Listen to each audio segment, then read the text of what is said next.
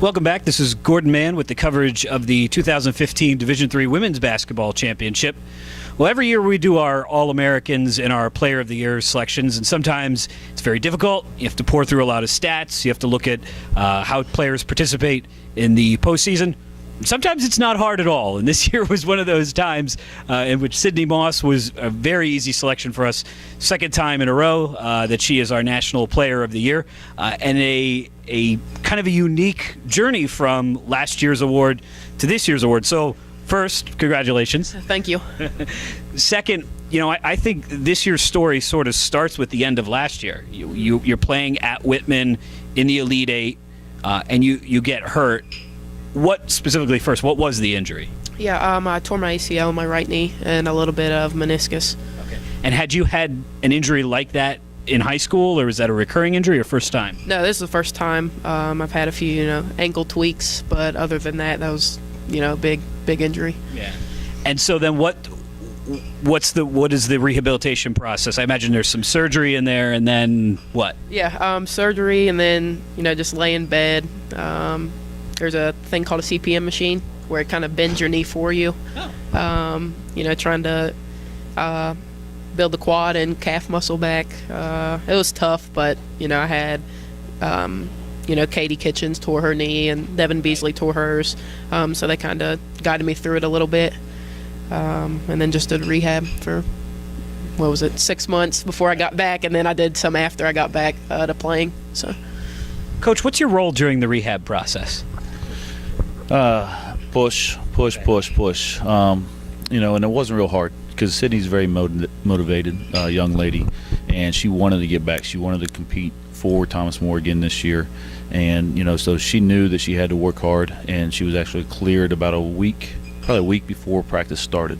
So to keep her on schedule, it was just checking in every day, just say, hey, how's rehab? You do anything extra? What's going on? And she did it, because again, she wanted to be able to have the chance to put herself in this position, and so it's made her. I mean, she's went through it, and she'll tell you it's probably one of the hardest things that she's ever had to do, because I've never experienced it, but we've had players experience it, right. And it is a difficult thing to do, and it's very unfortunate for everybody that has that happen to them. And but she's back where she wants to be, and it's a big credit to Sydney Moss. Sydney, did they give you a time frame when you got hurt? Did they say, some injuries obviously doesn't apply here, but think of like a Tommy John surgery. They're like, oh, you're out for 12 months. Did they give you that sort of time frame? They actually said that recent researches kind of said around 9 months, but they said they release you at 6. But they also said nothing really to rush back to. I mean, we practiced for a month. Right. So he released me to practice. He kind of cut down my doctor kind of cut down he had some restrictions for me, like, no contact or no full court contact and stuff like that. But I think that lasted probably, say, less than a week, I think. And then I was just like, okay, I can't, and I started doing everything full. So at what point did you say, and maybe it was a coach's decision, maybe it was yours or a joint, did you say, when I come back, I'm going to have to play a different style of basketball, or I'm gonna have to play a different position, because you move to the wing now, and you look more like a guard in terms of the way you play than you do a forward. Right. I think Coach kind of just called me to his office, and I was kind of nervous. I was like, what does he want me in there for? And he said that it'd be better for me for my future, and the team to move me to a guard. I played a little bit of guard at Florida. And then we had some injuries down there, so I moved to 3-4, a little bit of post. Okay. And then I came here last year, played strictly post just for injuries as well. Right. And then this year he said, try to play a guard. It might be better for the knee, or try to get you back into playing how you were before you hurt your knee. Now we're talking about Sydney a lot here, but you've got lots of other pieces that you're pulling together. You're adding Sam, you're adding Nikki. You probably haven't seen them yet. There are a lot of new pieces going around that. How do you make those pieces fit? Is this Sydney moves because she has to for her knee, or were there other reasons because there were players that you thought would slot better in a starting lineup with her? little bit of both. You know, for Sydney and what she wants to accomplish, what her goals are. You know, I think she needed to get out there. And in our style, she's able to.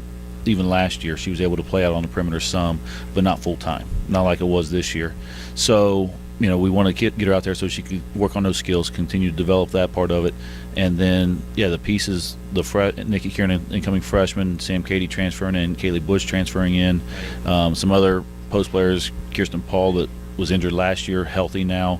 You know, it just helped our post depth with Alexa returning, and so it was like for people to play. You know, and for the best thing for the team, let's put her out on the perimeter and see. And, you know, it's always an experiment, you know, all year long. So we could always move her back inside if we need to. And, I mean, even here in the tournament, we've put her down low to trying to take advantage of mismatches. And that's what we try to do. So she's been inside a little bit more probably last 4 games, you know, this season than what she was all year long. But she's still able to go out and make threes, you know, attack the basket and create good things for herself or her teammates. How much has the switch in position helped you physically? I mean, you play a fair amount of lopsided games where you can limit your minutes that way. Has playing on the wing reduced your wear and tear any, or just in a different way? Yeah, a little bit. I think usually as a post player, you go set the screen, or you just kind of sag back and kind of read where the guard's going. You know, as if you're a guard guarding a guard, you have to get through the screen, or you get smacked with the screen, stuff like that. So it's a little bit of wear and tear, but you just got to push through it. Sydney, you've had some moments in the tournament. I've seen some of the games, not all of them in person, but you had a moment where, or a time span where you're tied with Eastern Mennonite, and then you take over and score something like 20 of the next 25 points. You start the Wash U game, you score the first 18 points. Actually, the scoring in the St. Thomas game was a little more balanced all throughout.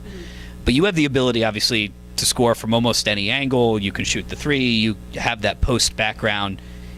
Mentally, do you say to yourself, this is how I know when I need to take over? I mean, is there that kind of conscious thought where, okay, we're struggling here, or you just decide, okay, I'm just not letting us lose. I'm taking over, and I'm going to assert myself. Right. I think as a team, we don't like to lose. So I think at some point, I think we all kind of look at each other like, all right, it's time to turn it on.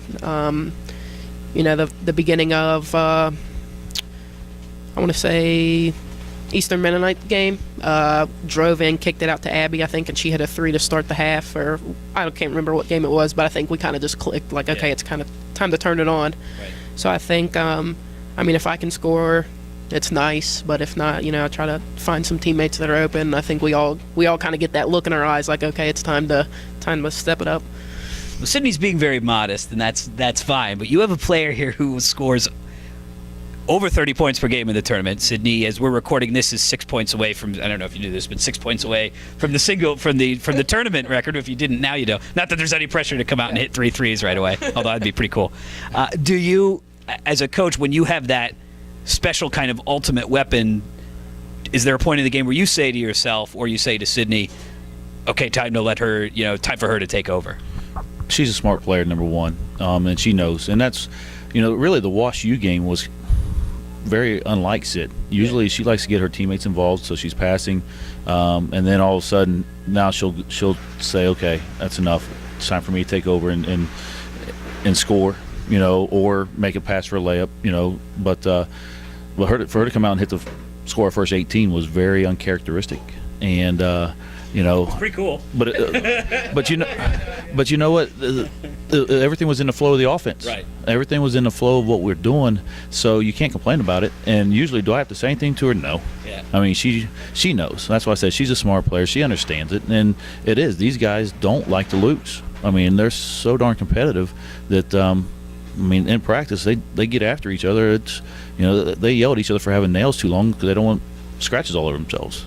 So, no, she keeps hers cut. But they don't like losing, and so she knows. Sydney Wainscott, they all know. Steph, they all know that.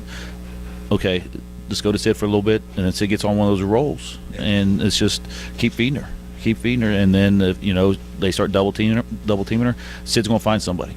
You can't. you can't stop all of them, and that's what she says. She trusts her teammates to make plays just like she is, and that's the big thing about her. Last question, one for each of you. Sydney, do you have a favorite game this year, or a moment where you've taken over and you said, that was really cool for that 5-minute, 10-minute stretch? You've had a bunch where you've scored lots of points. You have a bunch where you've had a lot of rebounds or a lot of assists. Which, if you're kind of reevaluating yourself, what was your best game? I don't know. I don't think there's a favorite game. I think they're all pretty fun. I think we just have fun as a team out there. We enjoy it. I mean, I think I went behind the back to KP and she missed it. It hit. It was like right to her hands, hit off her knee, rolled out of bounds, and I was like, I'm not passing it to you anymore. Just joking around. Well, then a few plays later, I went behind the back to Abby. She went up for a layup and it was hanging on the rim forever, and it finally went in. And we just joked about that for a while. So I think just games like that where we can have fun and make little jokes like that is the best part of the games, I guess. Coach, what's your favorite Sydney Moss moment of 2015? I don't know. There's a bunch of them, and it's a lot of scoring, but it's a lot of long passes, passes to teammates through the lane that they're diving and catching. I probably the one to get us here to the Final Four probably is the best one. The beginning of St. Thomas, being down 3, she comes out and hits the 3. A couple other things happen. She gets an and one, and just watching the emotion and the excitement of her and her teammates on the floor and on the bench when that happens. And then the pass to Alexa, cutting down the lane at a key time in the second half, just under probably about 8 minutes left to go, I think. Right. And, Alexa finishing that and just seeing everybody look at each other and smile and know. It's because there's so many things that she can do. It's fun to watch her play. It's fun to coach her because she makes everybody around her better. There's no doubt about it. Well, she is the National Player of the Year, Sydney Moss. With more from Grand Rapids, this is Gordon Mann.